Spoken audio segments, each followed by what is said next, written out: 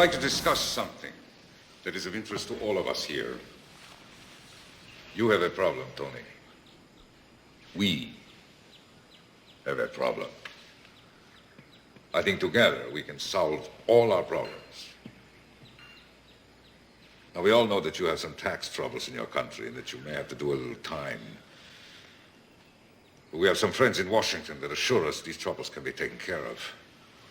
You may have to pay some back taxes, a big fine, but there will be no prison. Okay. So what's your problem, Alex? I'll show you my problem. I've heard whispers about the financial support your government receives from the drug industry in Bolivia. Well, the irony of this, of course, is that this money, which is in the billions, is coming from your country. You see, you are the major purchaser of our national product, which is, of course, cocaine. On one hand, you're saying the United States government is spending millions of dollars to eliminate the flow of drugs onto our streets. At the same time, we are doing business with the very same government that is flooding our streets with cocaine. It seems.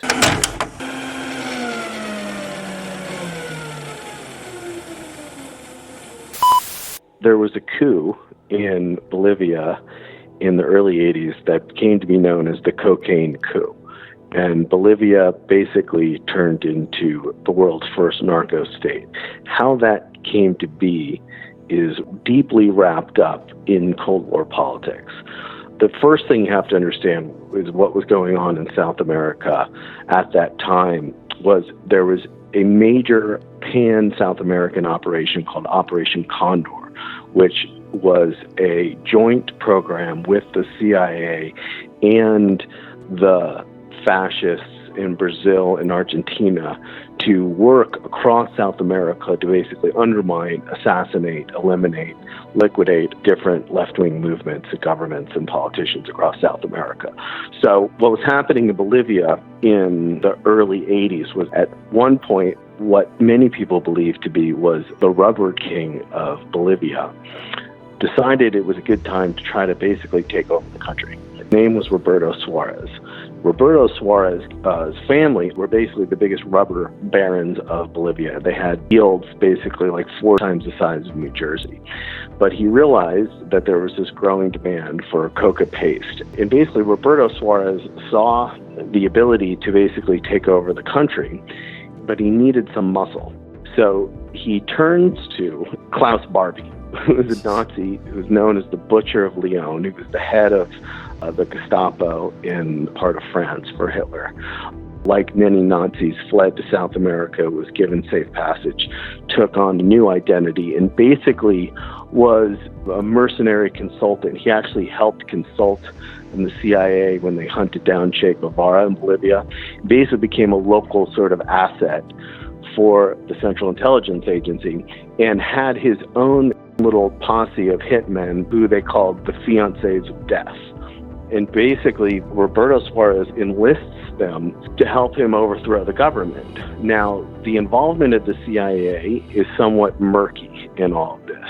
A DEA agent who was assigned, who had gone undercover inside Suarez's operation, a guy named Michael Levine, basically says the CIA told him to stand down. Then what happened, enter the CIA, they destroy the case. They take those elements of the Bolivian government, the Lydia Gala government that was helping. This was the last vestige in South America of anti-drug forces. They helped the drug dealers. They helped Klaus Barbie. Roberto Suarez, with the help of Klaus Barbie, takes over the government, puts up a puppet leader that he controls, has his own fleet of aircraft, and now is flying industrial amounts of cocaine paste into the United States that lead to the massive influx of cocaine. They also had the help of the Argentinians. The Argentinians who helped Suarez take power, those guys bug off, head up to the jungles of Honduras, where a fledgling rebel army that will become known as the Contras are assembling and trying to basically form a movement to take over Nicaragua that has just recently been taken over by the Sandinistas, who overthrew the American-backed dictator named Somoza. Contras start their bloody war against the Sandinistas, which really, even before it gets off the ground, the American press starts reporting on that they're committing all these atrocities. Democratic Congress passed what's called the Bowen Amendment, the first one of two Bowen Amendments that cuts off military aid to the Contras. So all of a sudden, the Contras are stuck out of money, and this begins this operation.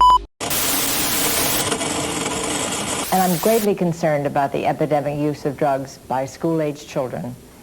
Sports figures, especially hockey players who are so respected by our young people, can help lead the way in our fight to defeat drug abuse.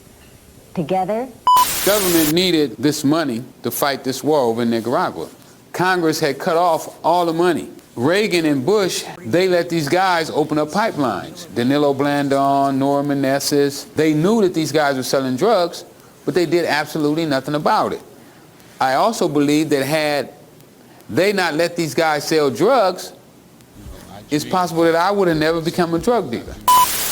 Together, we'll make a great team. And together, we'll win this fight. Rick Ross tells really an incredible story about the evolution of how he got involved in the Contra connection. The Contras needed money.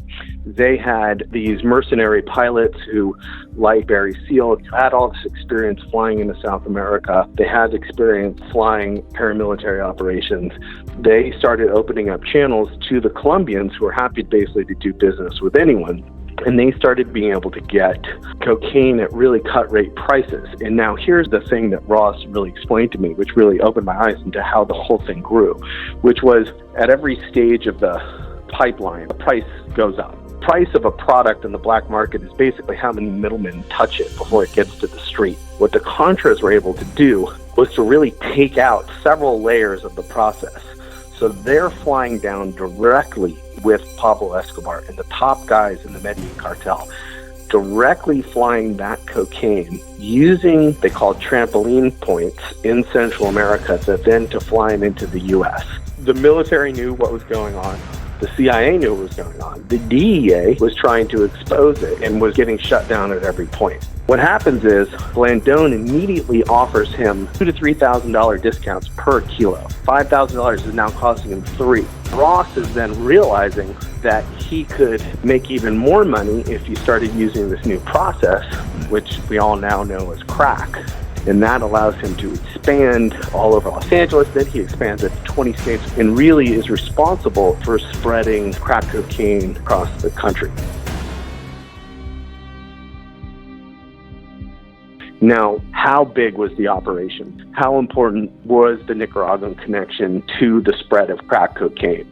This guy named Phil Jordan, who is head of the DEA's El Paso Command Center, which is the DEA's Pentagon, goes on the record and says, we caught CIA contract pilots, and every single one of those guys said, call Langley, we're on a White House mission, and he had to let him go.